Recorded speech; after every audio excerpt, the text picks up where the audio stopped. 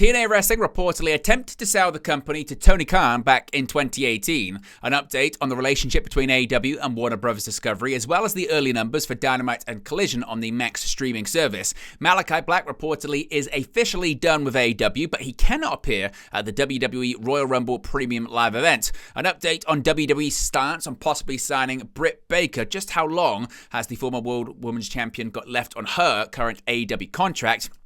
Could Joe Hendry, the TNA World Heavyweight Champion, appear in the Men's Royal Rumble next weekend? AEW reportedly is still planning on booking Swerve Strickland versus Bobby Lashley in a rematch. There had been reports that Goldberg could appear Monday nights on Raw on Netflix, but reportedly that is not the case. The Hurt Syndicate weren't originally planned to become AEW World Tag Team Champions. An update on the status of Matt Taven and Mike Bennett in AEW. A bit of a rumor killer when it comes to WrestleMania in 2027 in Indianapolis. And Deonna Purrazzo reportedly has been vocal about her lack of appearances in AEW.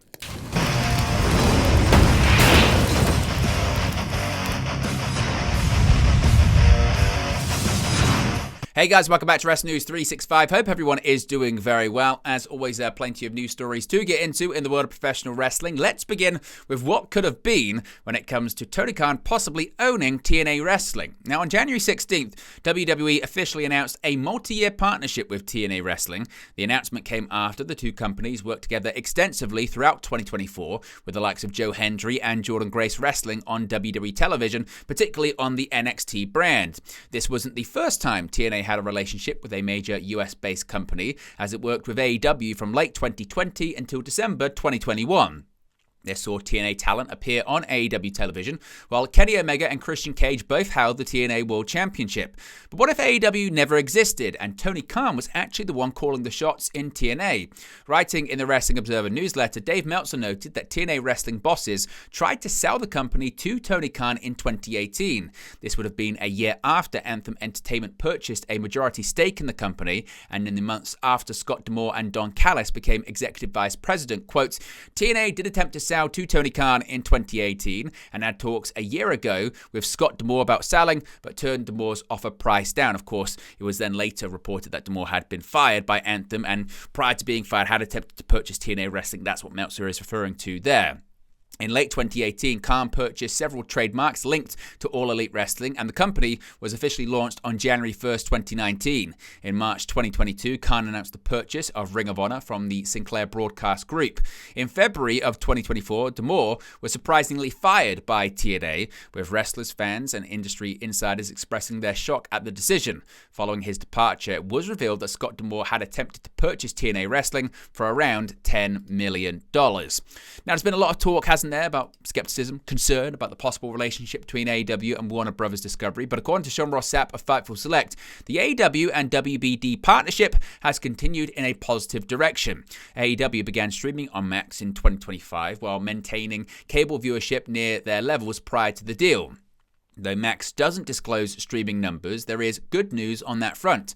Fightful Select spoke to sources within WBD and confirmed that official numbers are being kept very close to the vest, even within the company. However, they did confirm that since debuting, AEW has ranked among the top live sports events on Max. Of course, we get any more details on actual numbers, we'll let you know in a future video.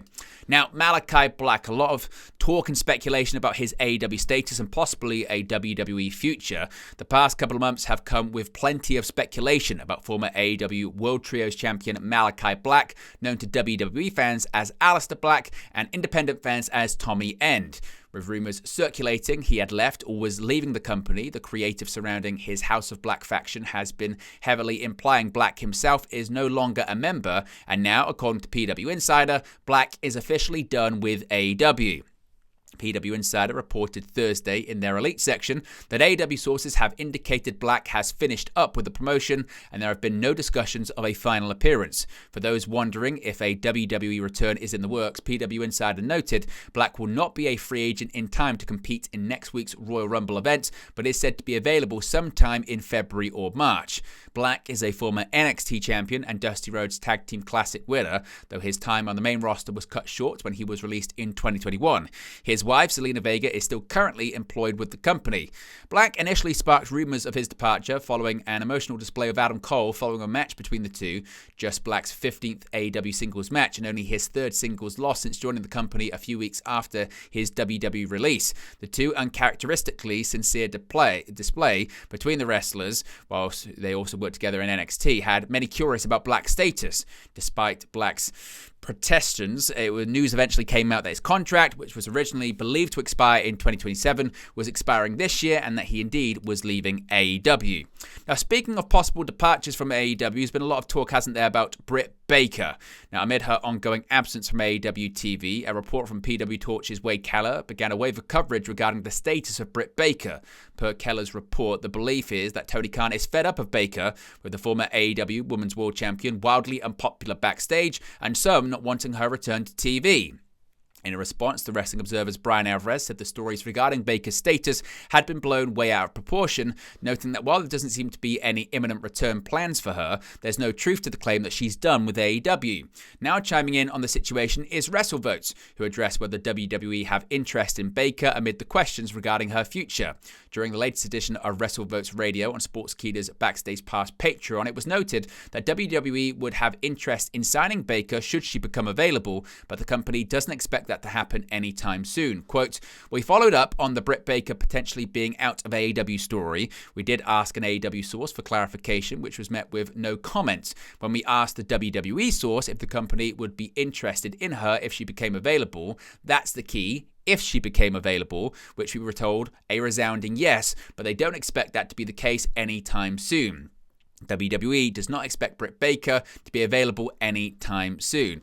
Now, just to add a little bit onto this, more has come out when it comes to actually how long she does have left on her contract and why WWE would feel this way. In the latest Wrestling Observer newsletter, Dave Meltzer reported that Britt Baker still has a few more years left on her AEW contract, with Fightful's Sean Ross Sapp later adding on X that her remaining time on her deal was about a year and a half without injury time. Of course, more time could be added on, as I mentioned, due to injuries and absences. Now, the Royal Rumble is next weekend as part of this multi-year partnership with TNA Wrestling. Some are saying, will Joe Hendry appear in the men's Rumble match? Now, the partnership between TNA Wrestling and WWE looks set to extend to the main roster for at least one night, with reports noting that a top TNA star has been pitched to work the men's Royal Rumble match on February 1st. It has been heavily speculated on social media that the top TNA star in the Rumble will be TNA World Heavyweight Champion Joe Hendry, and there have been further signs that it will indeed be Hendry in the Royal Rumble. In the latest hint, he'll be appearing in the Rumble. Hendry has announced he will be in Indianapolis, Indiana, the host city of the Royal Rumble, on January 31st and February 1st for WrestleCon. The Royal Rumble will be held on February 1st at Lucas Oil Stadium.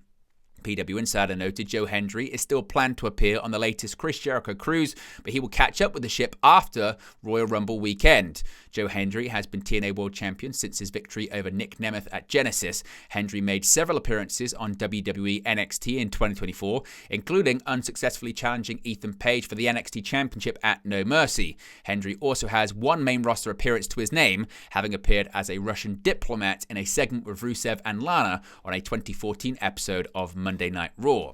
Now, there had been some confusion about the feud between Swerve Strickland and Bobby Lashley. Now, Bobby Lashley may be sitting atop the All Elite Wrestling Tag Team division with Shelton Benjamin, but AEW want to return to Lashley versus Swerve Strickland in singles competition. Lashley's debut in AEW came as Strickland was clashing with the Hurt Syndicate, but after Lashley defeated Swerve at Full Gear in November last year, the two went their separate ways, with Swerve entering into a feud with Ricochet. In the Wrestling Observer newsletter, Dave Meltzer suggests that AEW are going to be resuming the Lashley versus Swerve feud in a few months, with Meltzer adding that if it doesn't happen, then it would be, quote, telling. Some have speculated on social media that Lashley wasn't willing to lose to Strickland, hence why the feud was abruptly cut short, but there have been no reports, at least credible ones, to back this up. Again, if we get any more details, we'll let you know in a future video.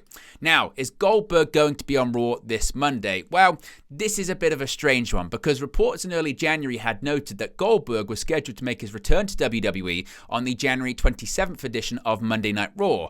Goldberg has a strong connection to Atlanta, having played for the Atlanta Falcons. He was also a star of the Atlanta-based WCW, won the WCW World Heavyweight Championship at the Georgia Dome in 1998. In an update, however, Dr. Chris Featherstone of Sportskeeda has claimed that Goldberg is not scheduled for Raw in Atlanta. Quote, "I've been informed that Bill Goldberg is not scheduled to appear on WWE Raw this coming Monday and is not in any creative plans for the show," Featherstone tweeted. Now, Goldberg last appeared on WWE television at Bad Blood 2024, a premium live event which emanated from State Farm Arena in Atlanta, Georgia. Goldberg has teased a future match with Gunther at the event, and the WWE Hall of Famer has previously announced he will have his retirement match in WWE in 2025.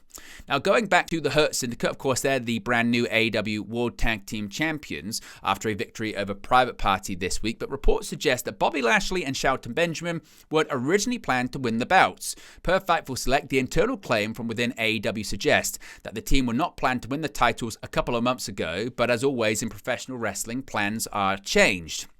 There's no word on what caused AEW management to change plans, but it can only be assumed they paid attention to the reception the group has gotten since debuting in late 2024, with the trio of Benjamin, Lashley, and MVP getting loud cheers every week, with AEW fans chanting "We Hurt People" to the team's theme music. The win on January 22nd marked only the second time in AEW that Lashley and Benjamin had competed as a tag team, with their previous outing coming against the Acclaimed in a victory at Fight for the Fallen at the beginning of January.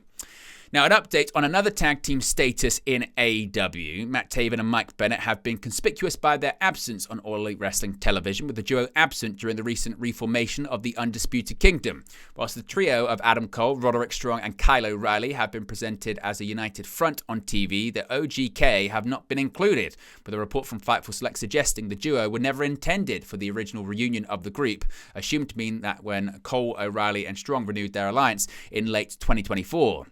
When O'Reilly was sidelined with a serious neck injury after former member Bobby Fish departed in AEW in 2022, the Undisputed Kingdom instead saw Cole and Strong enlist Cole's original Ring of Honor Kingdom stablemates Bennett and Taven, as well as Wardlow, into the group in late 2023. The Kingdom originally consisted of Cole, Bennett, Taven, and Matt Hardy upon their formation in Ring of Honor in 2014.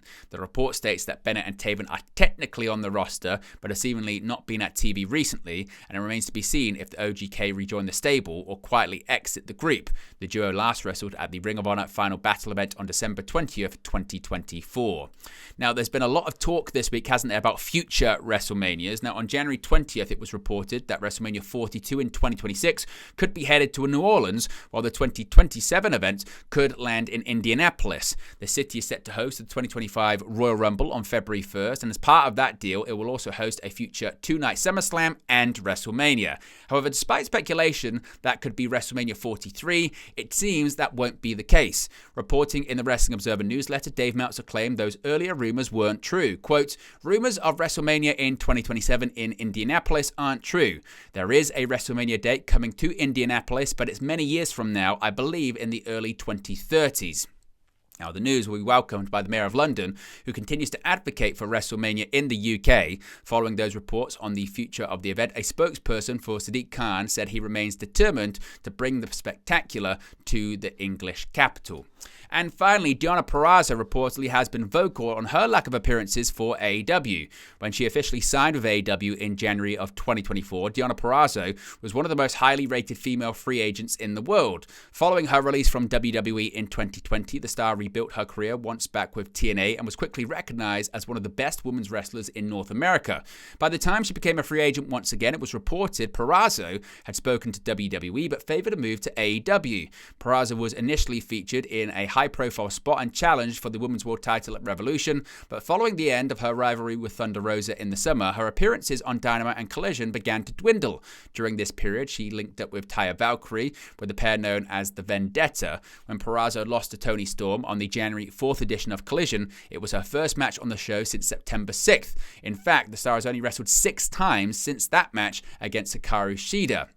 On the January 15th edition of Dynamite, Purrazzo was notable absee from the first ever Women's Casino Gauntlet match won by Storm. Following the match, John Alba wrote on social media, "The star is very underutilized right now," adding he's interested in seeing what she's capable of in 2025.